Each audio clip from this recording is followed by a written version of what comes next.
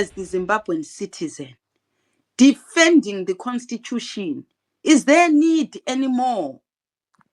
What do I empower myself with to accuse ZANU-PF of doing wrong? If there is no rule in Zimbabwe anymore, the constitution is null. And what will I accuse ZANU-PF of breaking? And if I also believe there's no rule, ZANU believes there's no rule, what is the center?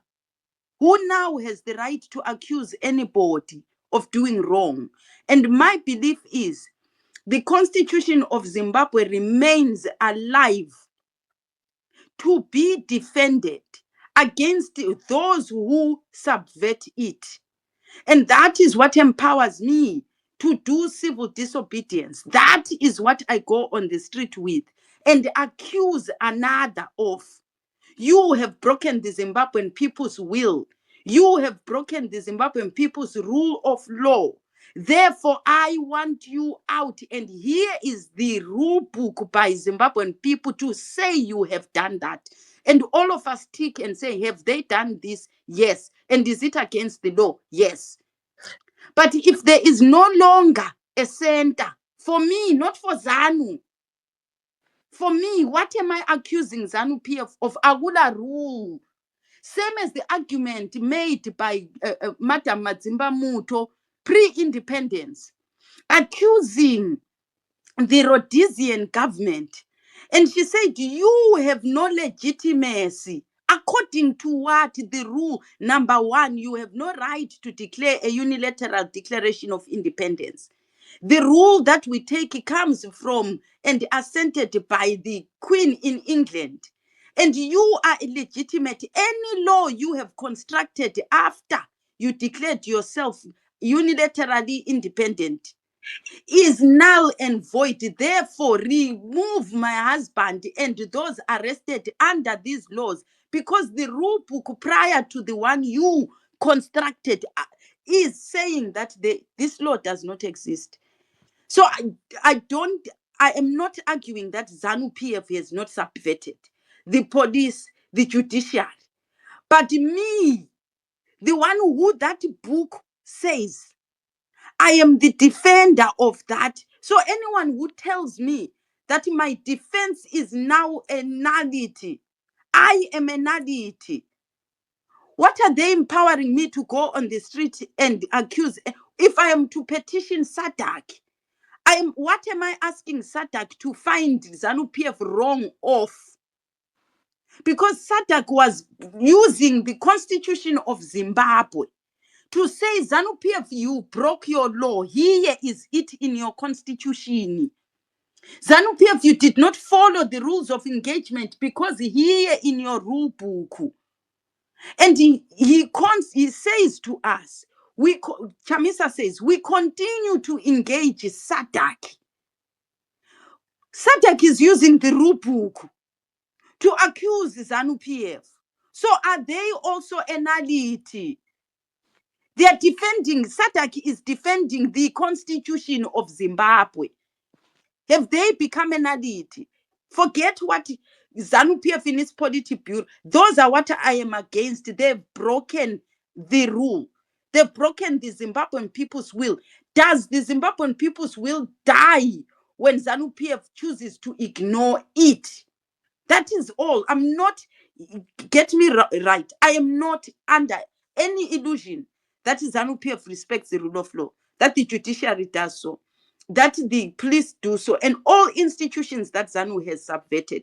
But even if I put all of them together, ignoring the rule book, there are 18 million Zimbabwean people's will that is being represented in that rule book. Is it dead, the people's will? Totally concur with you. And to land on that, that is what I was buttressing, is that the Constitution of Zimbabwe is alive. It is there. It is not null and void. The basis of any court that exists in Zimbabwe is based on it. There is no mouth of a single person, leader or otherwise, who can nullify it, but rather us as individuals, we are subjected to it, whether you like it or don't, whether you may perceive it in your mind to disappear as if you will put yours, your new one, by yourself. It's absurd. It doesn't hold.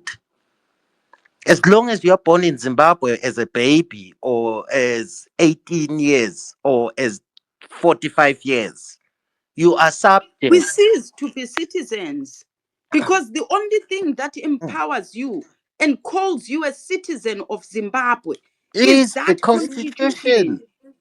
So, if the constitution does not exist, your citizenship disappears as well. Besides, it's illegal for you to even do that. You're not Where do given a you get mouth. the right to say you are a Zimbabwean? You get it from the constitution. You remain so because the constitution of Zimbabwe says so. Remove the constitution of Zimbabwe. What are you according to what? And there's a point where he says we'll be mounting legal things. What legality? What legal Which challenge will you court be doing if you do not say there's a constitution? constituted? Which court constituted by what? Yes. Even if you go to external courts, you'll be saying that according to the Zimbabwean constitution, the ZANU-PF, the ZRP, any individual who has done, you'll be asking international bodies to justify what you are saying based on the constitution. So what lobbying will we do when we do not have the rule book that says what is right or wrong?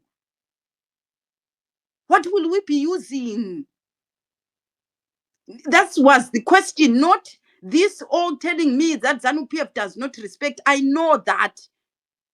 But when you are petitioning, lobbying, what will you be doing it under? When you are marching, peaceful marching, you do it under the constitution.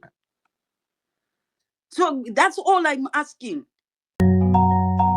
Welcome to Zim One, a platform where every voice matters and every idea counts. This is a space dedicated to nation building, shaped by the thoughts, hopes, and lived experiences of the people of Zimbabwe. From the streets to the classrooms, from farms to factories, from elders to the youth, we bring together brilliant points from different gatherings of citizens across our nation. These are conversations rooted in reality, driven by patriotism, and guided by the belief that Zimbabwe's future is built by its people. Here, we listen, we reflect, and we share ideas that inspire unity, progress, and sustainable development. This channel is not about politics alone. It is about solutions. Not about division, but about collective responsibility. Join us as Zimbabweans from all walks of life contribute insights that strengthen our communities, uplift our nation, and shape the Zimbabwe we all want to see. This is our voice. This is our vision. This is nation building together.